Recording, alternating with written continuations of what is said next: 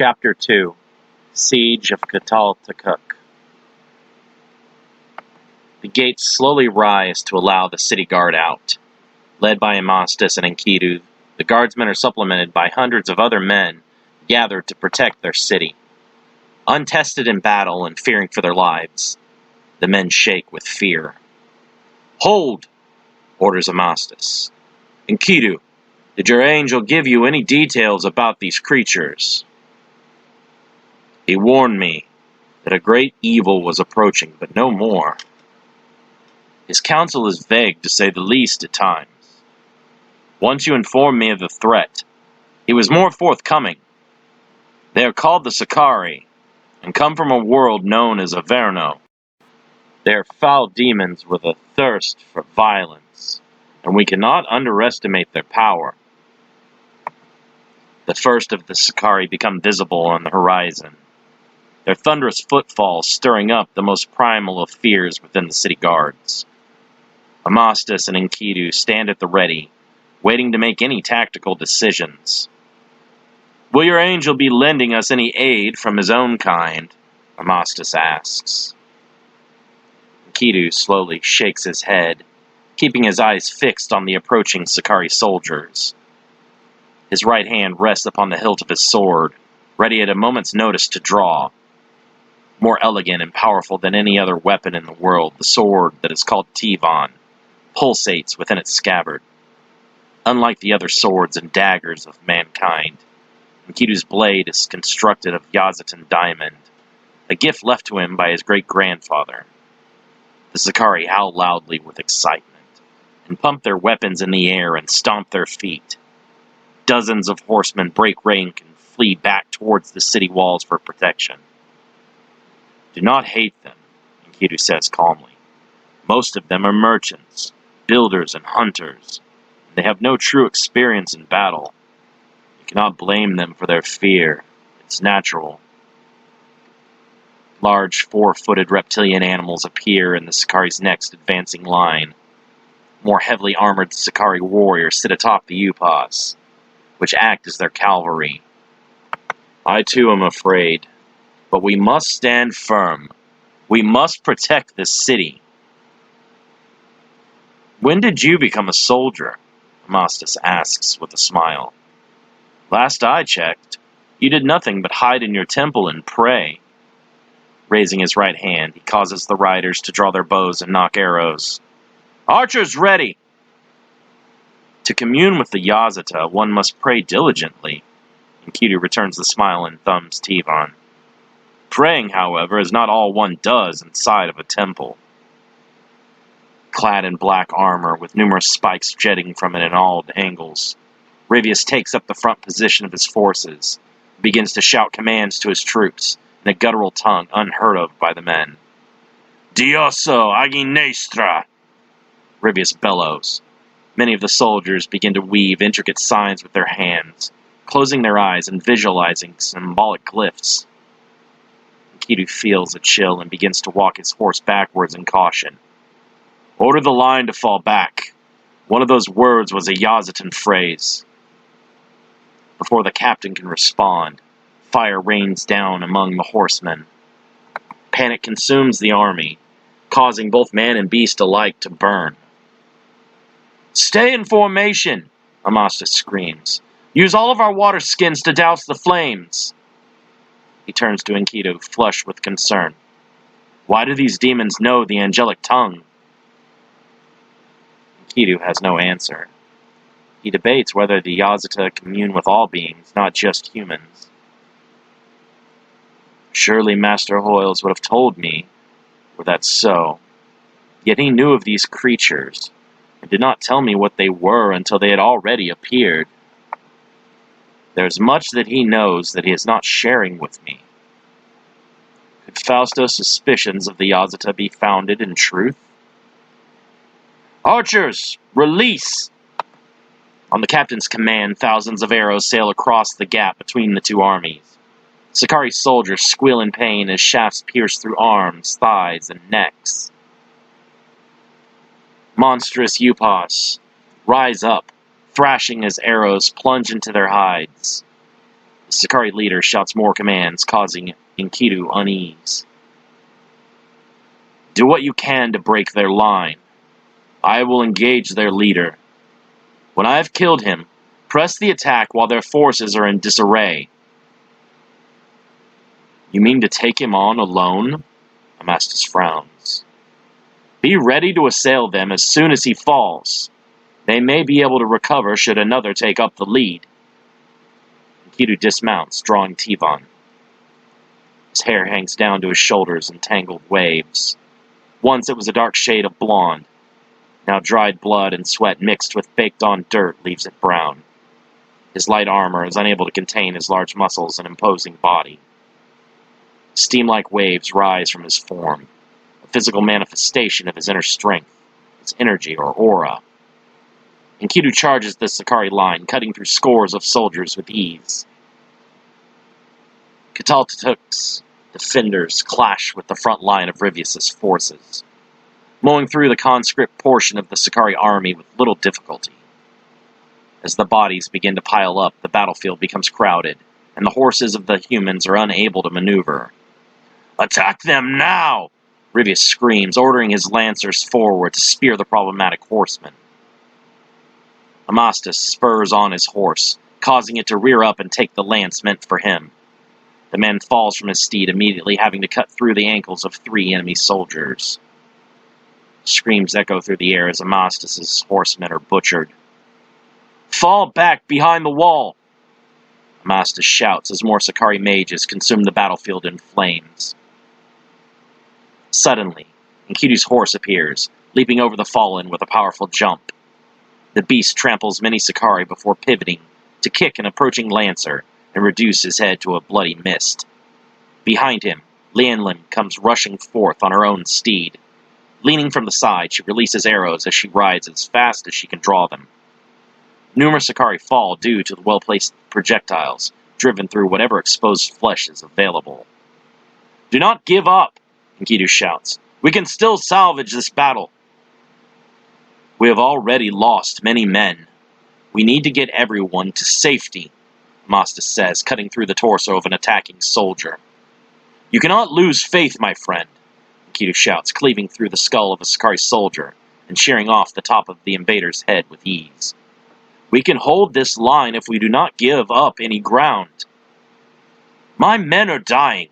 We must fall back, Amastus screams, stabbing a Sakari through the heart, just as another of his guardsmen is felled nearby with an arrow through his throat. Any loss incurred is cause for mourning, but we shall make them lose all of their soldiers if we just hold them here. Enkidu presses the need for them to not retreat, while he believes they have the advantage. Enkidu's skill is unmatched. The glimmer of his angelic blade flashes like lightning, and severs limbs and ends lives wherever it goes. Tivon does not slow to any difference between flesh and mail. Limbs drop and blood sprays into the air in thick mists. That human is like one of the generals, Inazria observes, crouching behind the body of a slain Upas. His prowess is remarkable. Rivius does not stand a chance against him, Sinkal adds, but he would never admit so. Allow him to indulge his stupidity. Our chance for survival increases with the death of Rivius. The Sakari soldier falls beside them, his head attached only by thin, red gristle. Inazria grabs the slain soldier's weapon and begins to cut through his restraints. I will bide my time until I am able to slay that human myself, Inazria declares. Then all of his skills will become mine. The Sakari attack on Enkidu slows as more and more soldiers part to allow him to pass in fear. Angered at the cowardice of his forces, Rivius thrusts his sword through a fleeing soldier's torso and scowls. You cannot blame them for running. They are not like us, Enkidu says, using the Yazatan tongue. What makes you think that you know anything about me, monkey? Growls Rivius. This one is very arrogant. but I can sense that he is their strongest warrior. I can crush him easily enough, and then we can raise this village with little effort. I do need to be careful, though.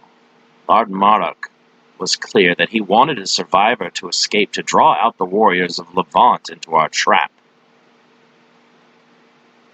I would hope that for a being as strong as you, one would be able to sense energy as well. I have felt you coming since that accursed portal first opened up. You sense my power, yet you do not flee in terror like the others. You are a foolish creature, Ribius says. I said that I sensed you coming. I am well prepared.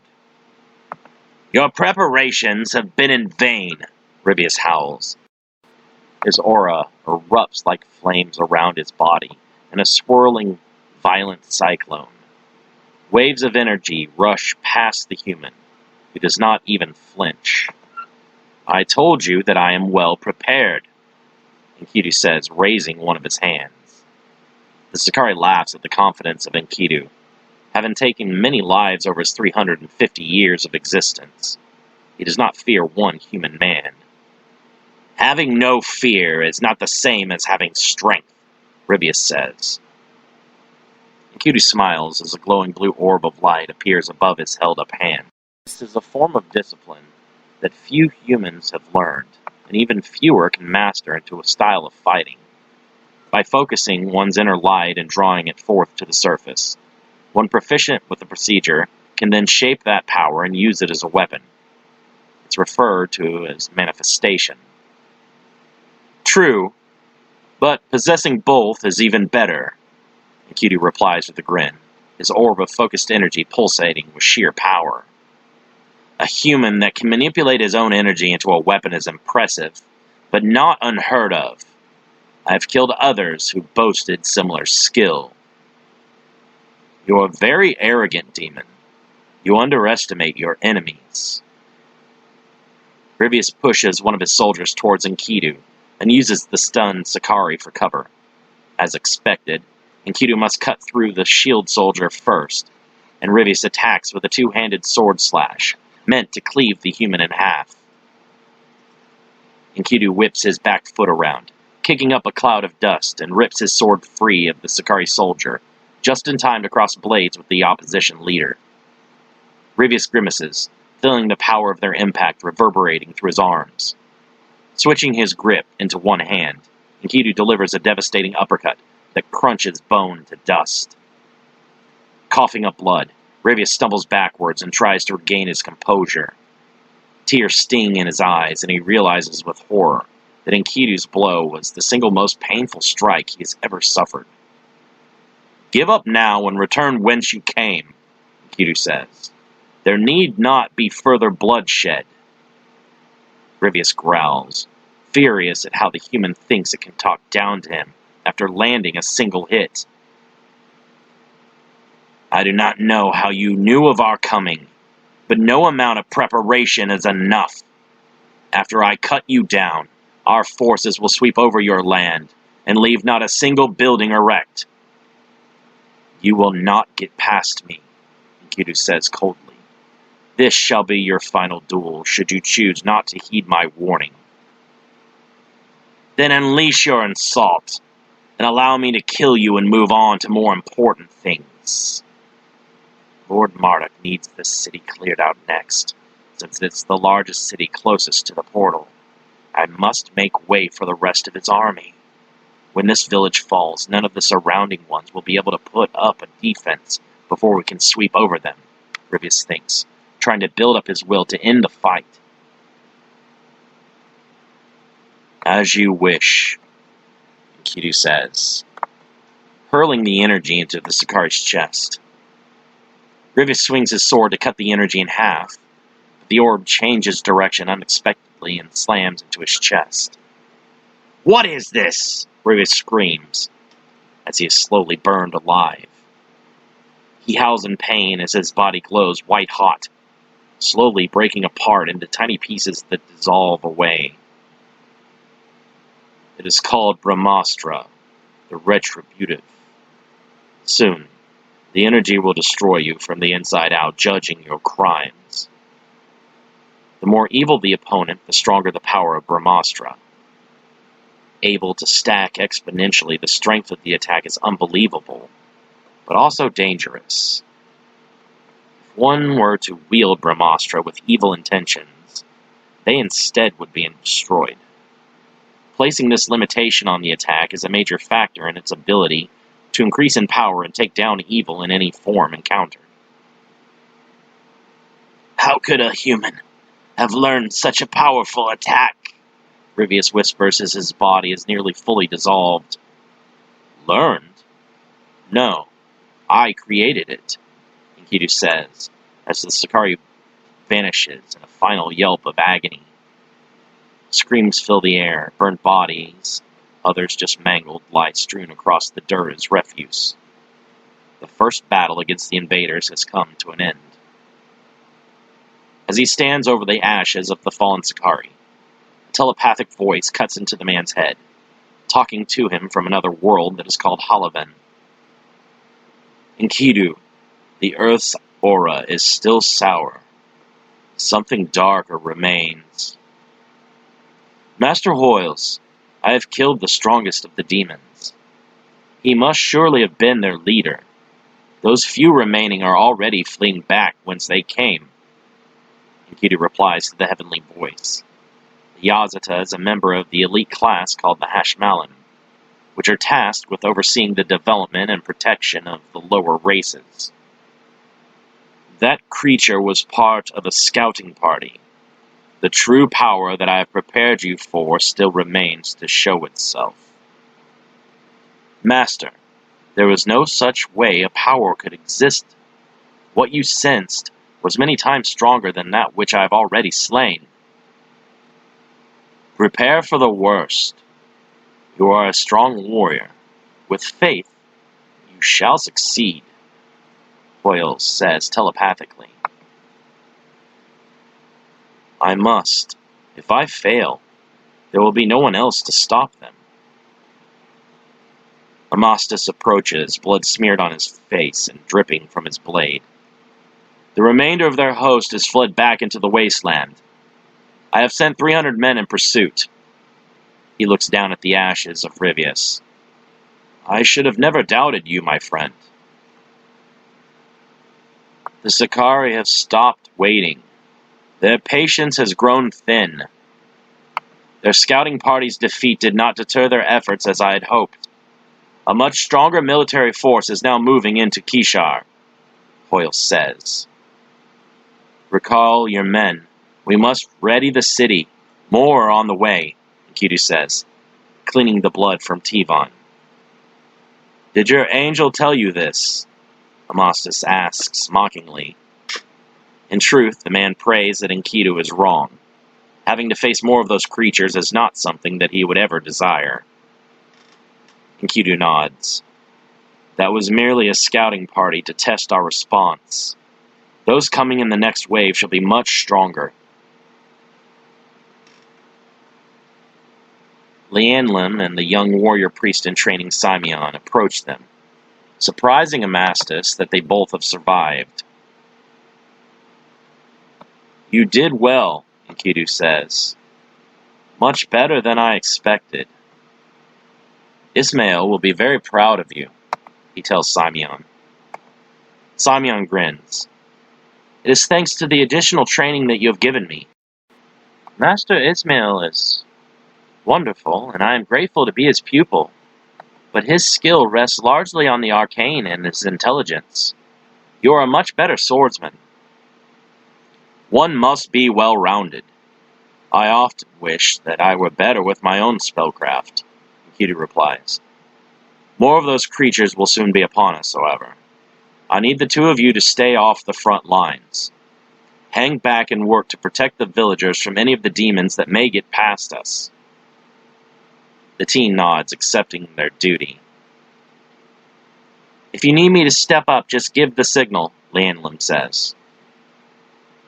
Allow us to appraise the situation at first. We may need you to take up position on the wall with our other archers, Amastus says. I can do the work of 10 of your archers, Lienlim argues. I should be there from the onset. Amastus shakes his head. If their initial force is too strong, the wall may come down quickly, and all defending it shall be lost. I need you to be part of our backup strategy should things go south quickly. If even a handful of those who come next are as strong as the leader of the last group, we will have our hands full, Enkidu says. We have no other choice, Amastus says. We must hold the wall to the last man. If that wall falls, even the best archer and greatest swordsman in the city will not be enough. Kishar realm, Averno. Cedrion. The phantom voice of Sane calls out to the Grigori Yazata. The rogue becomes alert, but is not surprised by the intrusion of his mind. My lord, the Sakari's plans are doomed to fail if you do not exert more influence over Marduk. That scouting force led by criminals and prisoners of war was no match for Hoyle's champion. The Watcher has trained another human. Cedrion feels bile rise in his throat. How disgusting. Hoyles cares for the primates. It is an inherent flaw of the Hashmalin to become too attached to their pledges. The man named Enkidu is something of a rarity, however. He possesses traces of Yazatan ancestry, and as such, he is much more formidable than a human should be. The Sakari will be no match for them if they are not careful. It will be difficult altering their plans without our intent becoming too obvious. Some among the officers already eye Gadriel and I suspiciously. Their suspicions are of no consequence. Both the Sakari and the humans are merely pawns in this game. Luring the Yazata into the open is a more fruitful endeavor. My revenge upon those bastards will be all the more satisfying after they watch the slow and brutal demises of their precious creations. The humans expect the next attack to come from the desert as the last. I believe we should move the gateway and bring the Sakari forces directly upon them. Agreed. In order to succeed, the Sakari must eliminate this man Enkidu. He cannot be allowed to survive. I foresee great trouble in dealing with him in the future, if he is not slain immediately. I cannot act upon him directly, or I would, my lord. Merely releasing 1/10 of my strength in battle will bring upon the full might of the 13 choirs upon my head. I would not survive the encounter. There is no need in dirtying your hands, my friend. The Sakari have all the means necessary of killing the human, but they must not allow their pride to blind them. Humans are a resourceful creature. They do not understand when they are defeated. They will continue to fight against all odds, and that is a dangerous foe indeed. The kinsman of Enkidu is the one who opened the doorway to Averno. Keep a close watch on him. His will pulls strongly against mine, and I fear that he will attempt to undo his spell when he sees the full extent of his actions. I shall guide the swords of the Sakari to his home and make sure that he is among the first slain. He is not the strongest mage within that village. There are 2 others who possess abilities far beyond his. They need to be targeted even before approaching Enkidu. Hoyles will surely work to unite them, and together they may be too much for even the Sakari elites. Failure is not an option, my lord. See to it that your vow is true. It will be a long time before the conditions are once again favorable for my plan to come to bear. I have been patient long enough. I do not desire to wait even longer for my revenge. Your revenge is one that I too endeavor to see made real. Ymera stands in full black armor, in front of an army of several thousand Sakari soldiers.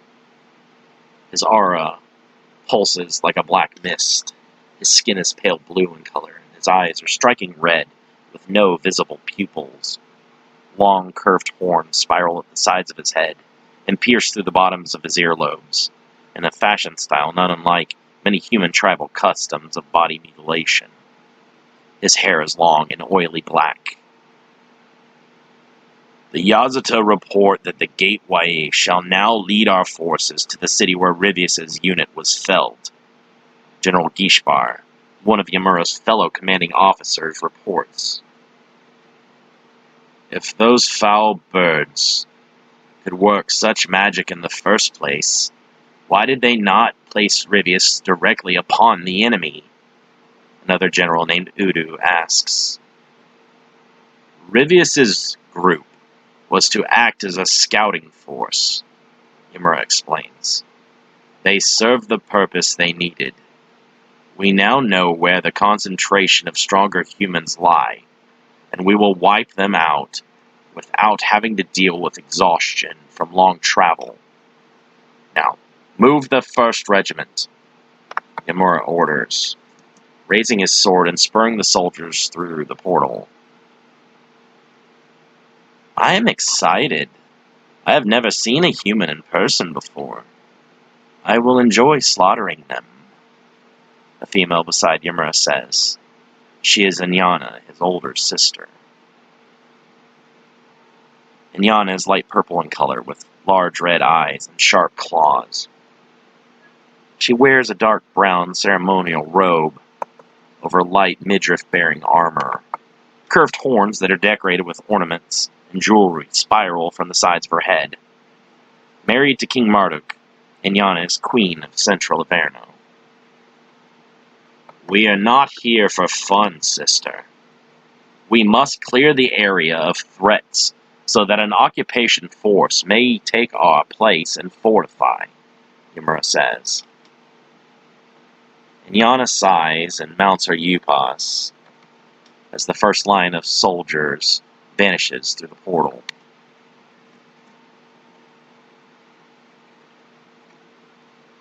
In Cataltukuk, most of the buildings are clustered in the first half of the city nearest the main gates. After the housing and other buildings lies a large orchard, where the only structure is the city's primary temple. Within the center of the first portion of the city lies a large flat building, used by the city elders for meetings and other important business.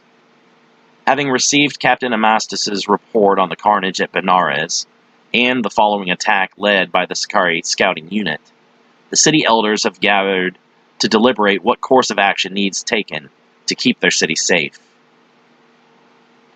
We should be prepared for a prolonged siege, a city guardsman says. Should more of these demons attack, we will be unable to leave the city for supplies. I propose that we send a group out for extra provisions, just in case an attack is imminent. That is a good idea, Elder Oost says. Being prepared for the worst will only be helpful. Should the enemy never come, then we will have extra stores for the following season. Enkidu pushes open the doors, nudging past 2 city guardsmen. The elders are surprised to see the warrior priest, as he does not hold any position on their council, nor was he invited to the meeting. Storing food and water will only serve to hold us out longer, but it will not defeat the demons. Every able man and woman needs to be out learning how to wield a sword or bow. We shall not stop you from holding a training class, but we will not mandate the villagers to take any action, Elder Damask says dismissively. Ordering they undergo such training will only serve to cause mass panic and fear.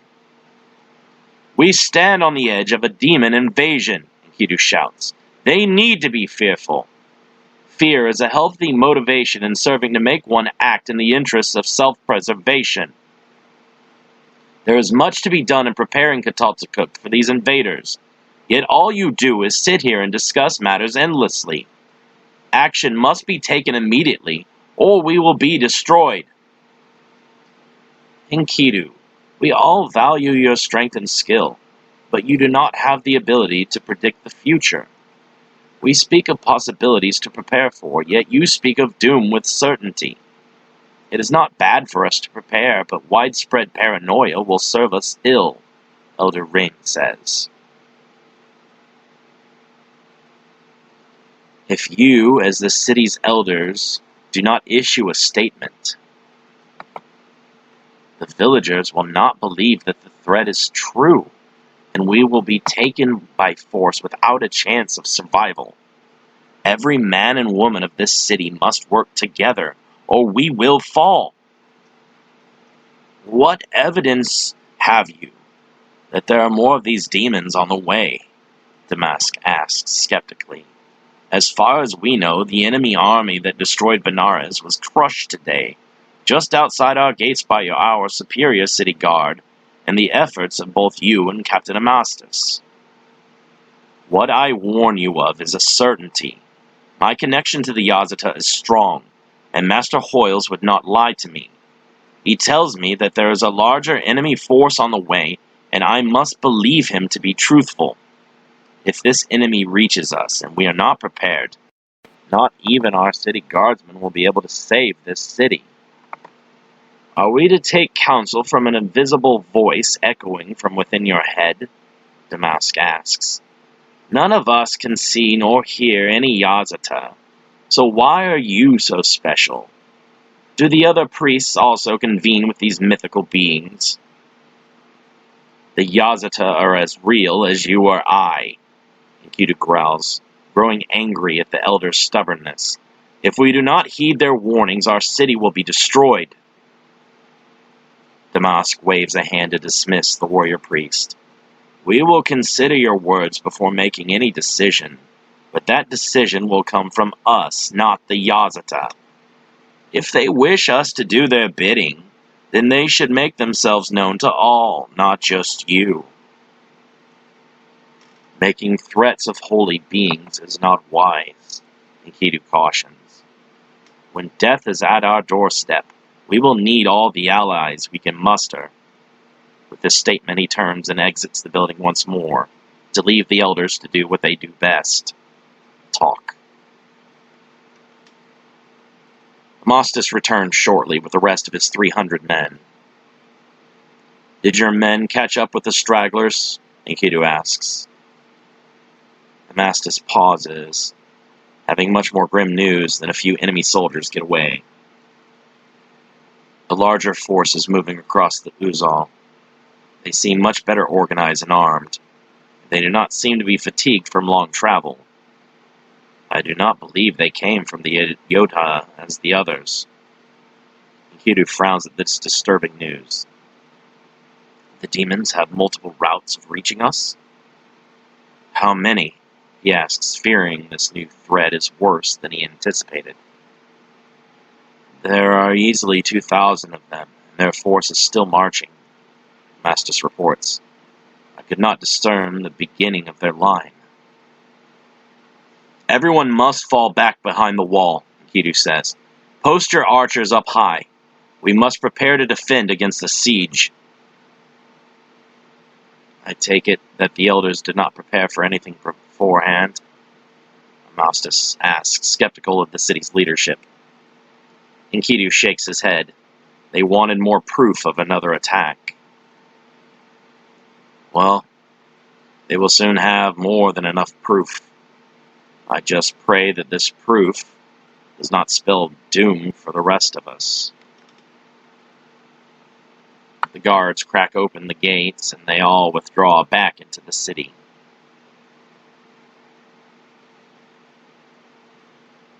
The true force of their army approaches. Be vigilant, Doyle says to Enkidu. Let them come, Enkidu boasts, flexing his sword arm. So far, none of them have been too much to handle. You have only battled slaves and conscripts. The Sakari sent out a much smaller force supported by expendables to draw out your defenses. Now that the scouting party has drawn you into the open, the Sakari elites will target you above all others. This is what I've been training for? To be killed in a pointless battle that I cannot possibly win? There is no such thing as a pointless battle. If one side has the will to keep fighting, you have been trained not to fail, but to succeed against all odds. You must stand ready to face their assault, not to die, but to survive and protect the world and those most precious to you. To my last breath and beyond, I will continue to fight for them, Enkidu says. The ground begins to tremble, building into a violent quaking. Geysers of flame erupt from the earth all around, as a surge of dark energy continues to flow into the world from Averno. They did not waste any time to gather their forces, Enkidu says. They must be hesitant of humanity's ability to resist them now that you have killed their scouting party. Their fear will provide us the best opportunity to defeat them, but you must attack now with all of your might. Every able-bodied man must defend the city, Doyle says. Enkidu turns to Amastus and the remainder of the city guard. What are you doing? Get the defenses ready. Muster every man to take up arms and fight. As the Sakari army reaches Cataltukuk, the four generals call for their forces to halt. The soldiers are restless, excitedly anticipating the looming pillage of the human settlement.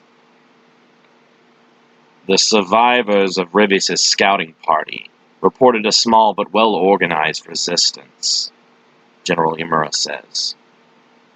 They must have been formidable to have left so few of the scouting party alive, General Udu adds. Do not let down your caution lest you be killed the same as Rivius and his lot, Yamura tells his soldiers. Be on the watch for a warrior wielding a Yazatan blade. He was the one who took the life of Captain Rivius, General Gishbar adds. Rivius was no weakling. This human must be taken seriously as an opponent. Grand General Hui begins to laugh quietly so as that the other soldiers will not hear him. Are you all truly frightened of a mere human? Fear is not the same as caution. I will not attack without adequate knowledge. Our information on this warrior indicates that he is at least as strong as an officer of our army, Yamura argues. I will kill him myself if you are too scared, Hui grins. Queen Inyana dismounts from her upas and walks up beside her generals. How quickly can you bring down their gate? Not long, your highness, Hui says. The construction seems to be mostly wood, mud, bricks, and stone. Very primitive. Inyana nods. Humans, you will not be able to keep us out. Spare yourselves our wrath and open your gates. We shall make your people our servants in this land, but you will not be killed. Resist us, and you will all perish. Amastus looks up to his archers stationed along the wall. Give them Cataltukuk's answer! Inyana curses, leaping back in evasion, as a cloud of arrows darkens the sky. Hundreds of Sakari are felled by the archers before the generals are able to mount a counterattack. First magical regiment, erect a barrier against the arrows. Second group, bring that wall down, Hui shouts just as another onslaught of arrows falls down upon them. A upas is pierced through the side, causing the beast to roar loudly and thrash violently. Several soldiers attempt to calm the animal, but it tears through their ranks in a pain-induced madness until it is brought down by Ymura's sword. The steel bites through the reptile's neck, silencing it immediately. "Focus on those archers," Ymura shouts. "You heard the Grand General. Move in!" The members of the 1st Magical Regiment weave together the Yazatan symbols for protection and blanket their army with a veil of shimmering energy. They continue to chant, pouring their concentration into the protective barrier while the 2nd Magical Regiment steps forward. This group visualizes the Yazatan symbols for fire and quickly releases Agnestra blasts up at the archers along the wall. Men scream as their bodies are engulfed by magical fire. Still screaming, many plummet from the wall to their deaths. Large sections of the wall are blown away, collapsing to bury many a guard beneath the rubble. "Aim for their mages!" Enkidu shouts at Amastus as the charred remains of an archer drops between them.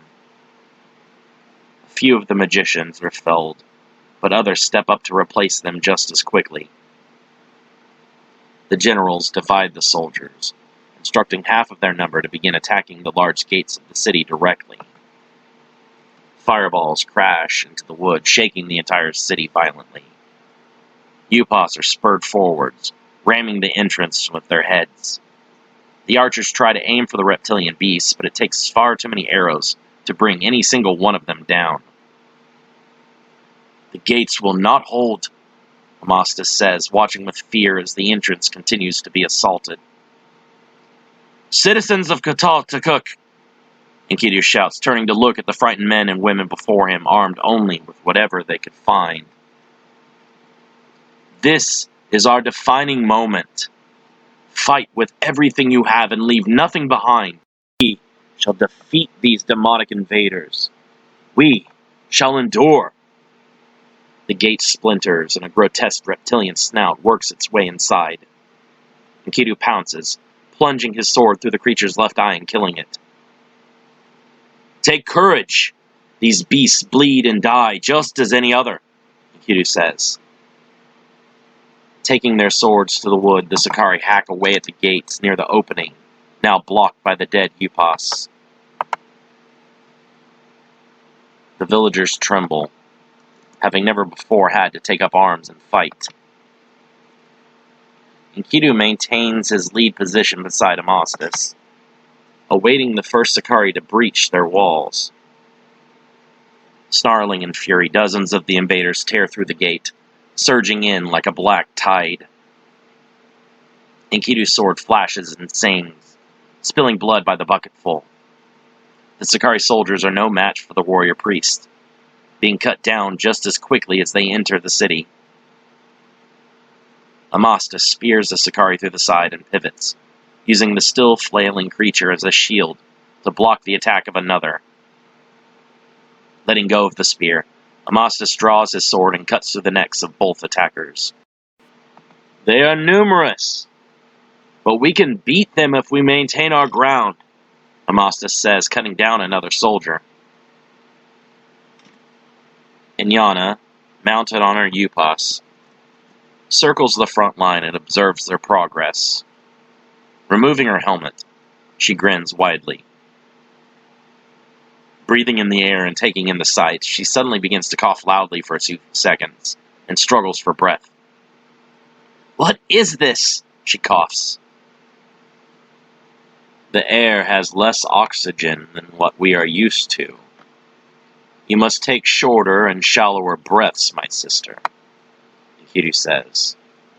"Did you not listen to Rivius's initial reports before he was killed?" Inyana regulates her breathing until she is again comfortable. "Of course I did not. That is the responsibility of you generals," she growls.